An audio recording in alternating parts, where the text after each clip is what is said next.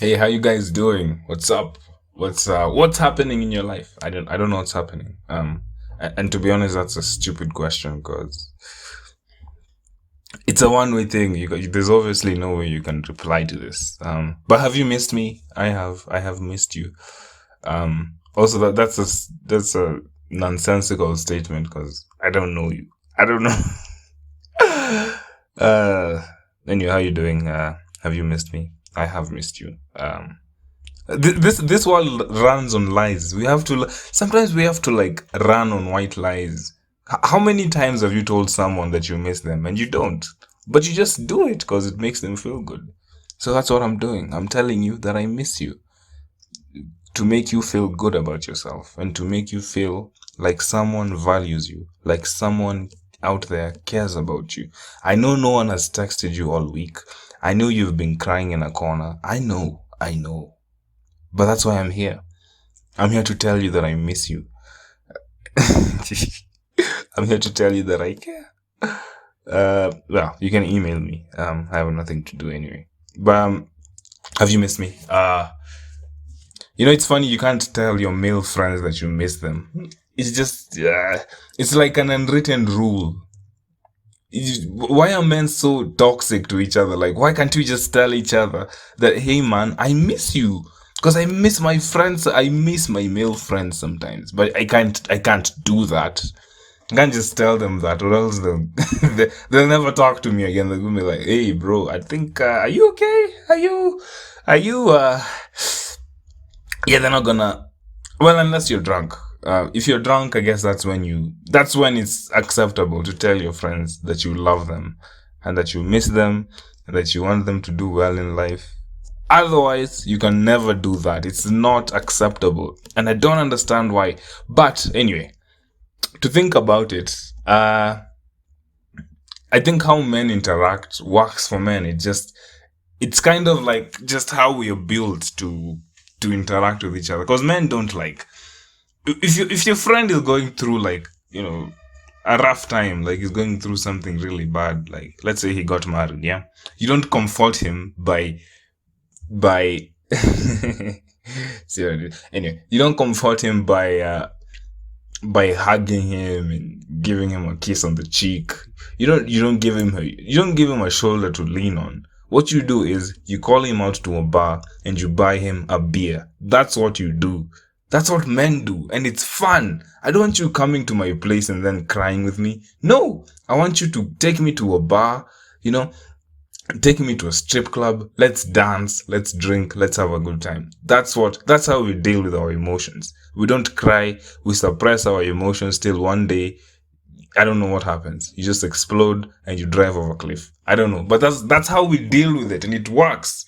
That's how men that's how it works for us. Because when you go out with your friends, when you just go out, grab a beer, talk shit, just the camaraderie between your friends, it works. You just forget who you are for a moment. I don't want you coming to my place and then starting to cry with me. You're not helping me. You're not helping. So buy me a beer, or let's go out. Let's play a video game. Let's talk shit. That's what happens. I don't know. I I have someone I work with, and I love this guy. But I love him, and he loves me too. We're really good friends. And there's a time he told me, he just went, Nanjero, I really love you, man. And I knew what he meant. He's like that brotherly love, like he loves hanging out with me. We usually drink together sometimes. And I didn't know how to respond, so I went, I love you too, man. And we paused. We had like I don't know, I think 5 second pause. Like, that pause of awkwardness. Like he doesn't know what to say, and I regret what I just said. Like he knows I love him, but I shouldn't have said it. And then after telling him that I love him, after that 5 second pause, he just went, I hate you for saying that. And I went, yeah, I hate myself too. Like, I don't know why I should not have said that. Why do, when I should have just followed it up with a joke. Like, save that love for your girlfriend or something. But I know what he means. It's just, I know. I know. Men, we know we love each other. It's intuitive. But you don't say it. you know? You know what? I blame him for saying it first. Why did he say that he loves me? Why? Don't tell that to me. I don't know. No one tells me they love me, so I don't know how to respond. How do you expect me to to just deal with that? That's so heavy. It's like someone telling you that okay, if someone told me they hate me, I'd know how to respond because I've gotten that a lot. So, but yeah, that's how I guess that's how men are in a way. We just we don't. I guess we don't like being emotional with each other.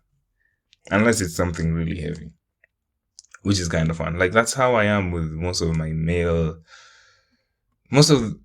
male people in my life, however close they are. We don't do that. I mean, I love them, they love me. I know they don't have to say it, but it's more of an action thing, I guess. Like, when your guy buys you a beer, it's like, hey, this is a sign of love. The worst thing is, first of all, like, I hate birthdays. And last year, my friends threw me this birthday party with a cake, and I hate that. I hate it. I hate cakes. I hate birthday parties. I hate surprises. I hate it. I hated the whole thing.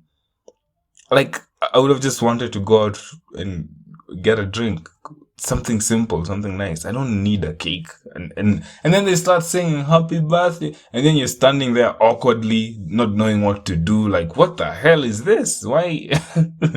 It's quite unnecessary, I think. But yeah, if it's your pal's birthday, take him out for a drink.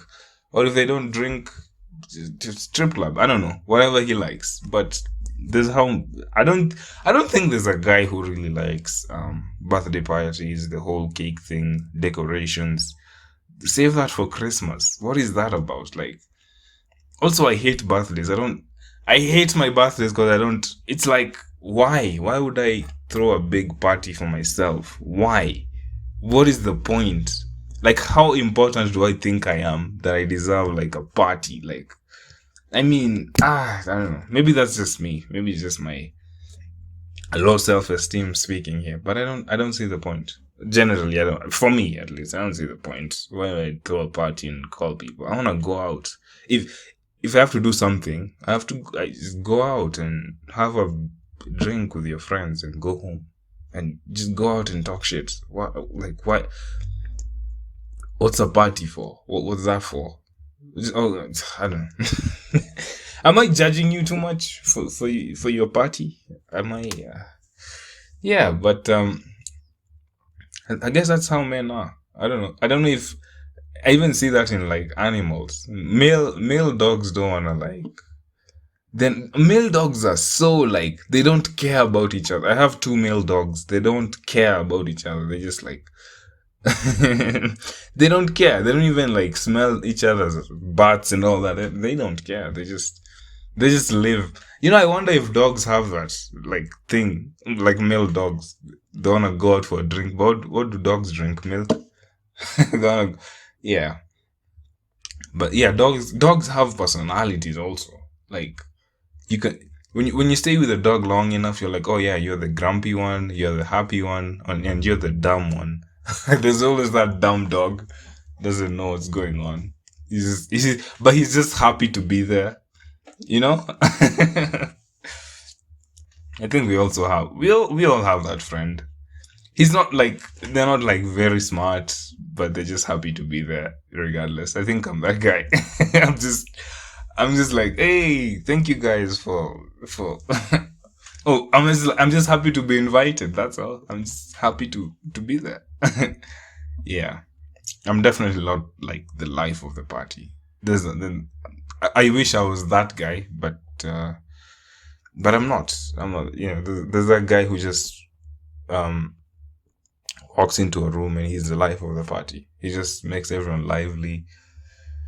Girls love him. You know. Oh, we're so jealous of that guy.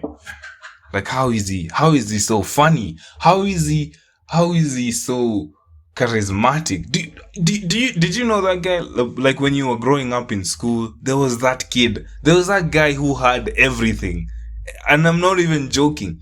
He was good looking. He was charismatic. The ladies loved him. He was athletic. What else? The teachers loved him.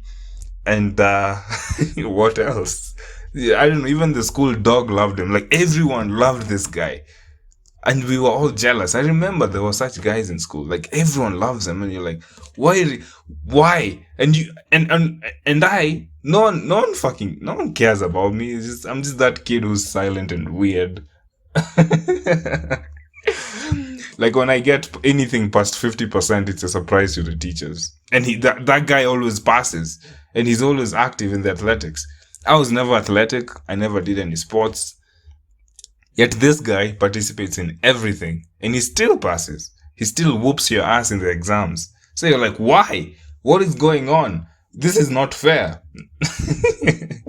Yeah, and then you finish school and you meet him in a club. His life is falling apart. And for the first time in your life, you're happy to see him. No? Okay. But yeah, there were those guys. Those guys. Everyone loved them. And you couldn't help but just feel jealous. Like, oh my God, why? Why does he have everything? He has the brains. He just has everything. And and I forgot one. They were also rich. Of course they were rich. And you're like, why are you studying so hard if you guys are rich? Why? But, there was that guy. I was not that guy. Who was I? Let me tell you the type of guy I was in school. I was that guy. When you had a new kid, like a new guy, the new pupil, new student. When there was that new student, whenever the new student would come, I would be the first person to make friends with them. And then they will later realize that I'm a loser. And then they go start hanging out with the cool people. And then, I'd be left alone. After a few weeks, they'd be like, yeah, this guy kind of sucks. I'm going to go hang out with the cool guys. And, yeah. That's school life for you summarized. And I don't know why it was that way. But I also hated when the teacher would go like, can you separate yourselves into groups of 4? And I would always end up with like somehow the whole class was even. All of the groups were in 4, and then I'd be the guy who has no group just standing there. And then the teacher would force you onto some group, and and you'd see the look of disgust on their faces, like, this guy again. And then you'd be like, I don't want to be with you guys either. Let's just get this over with. Oh my God, I hated school. Whew. Like the number of times I pretended to be sick just to not go to school. What? I hated school. I hate it. I love learning, I guess. No, yeah, I do love learning because most of the content I consume is just educational stuff. But for some reason, I didn't like school. I don't like places that are organized like that. Like there's this guy who tells you what to do, and then this guy, and then by this time a bell rings. Like, what am I, some cow being led by a bell? I hated that thing. And then you're woken up by a bell at 4 a.m. in the morning. I hated that. I just hated it. I absolutely. That's why I didn't like school. I felt like I was being programmed, like I'm a computer or something. Almost like I'm not human, just running around because of bells. And then we'd be like herded. We had like a church in school where we'd be like herded, like cows.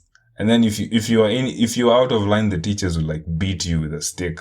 I'm like, it's just like how cows are herded into a cow shed. It was just, I hated being forced to go to church. Because we used to go to church for like twice.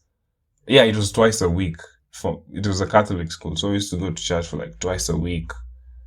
And I didn't understand why we were being forced. Even the Muslim kids were being forced to go to church, and it didn't make any sense. Like, don't you have any respect for like someone's religion or something. It doesn't make sense. I didn't understand. I just hated it. And I never paid attention at mass. I just slept the whole time. Because I'm being forced to. I don't want to be here. Like, I think it would have been nicer if I decided that I want to go to mass by myself. But also there was that thing where they like guilt you for not going, God gave you this and this and this. How dare you not go to church? And then that's kind of manipulative to your young brain because you're like, oh my God, yeah, God's gonna be mad at me, so I better go to church. And you just go. But it was kind of like you were going because you were being blackmailed. You didn't wanna look like the guy who doesn't respect God. You know what I mean? Like, so that's why we went. But I never liked it. I hated the whole thing. I was like, why does the priest wear robes? We're like it's the 21st century. Why are you wearing this? Why are you, what is he saying?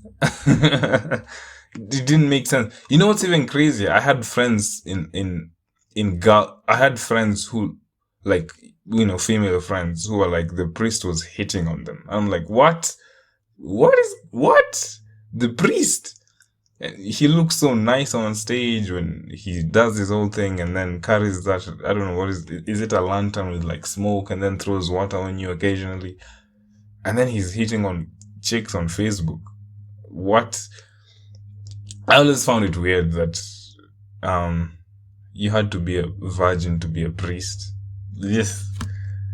Hey, listen, I know, but maybe that explains why there's so many child molestings from these guys. I guess that's why, because I'm not justifying it, but when you learn that these guys are not allowed to have sex, it's just like, as horrible as it is, you just go, yeah, I get it, I guess. You shouldn't do that, but imagine all the sexual suppression these people have. It's insane. It's insane. You're not supposed to, like, it's so human to have a, sort of sexual outlet, and maybe you're only exposed to kids. That's where you're gonna release your cum. Like, that's when, that's where your sexual outlet, that's where you're gonna release your sexual energy.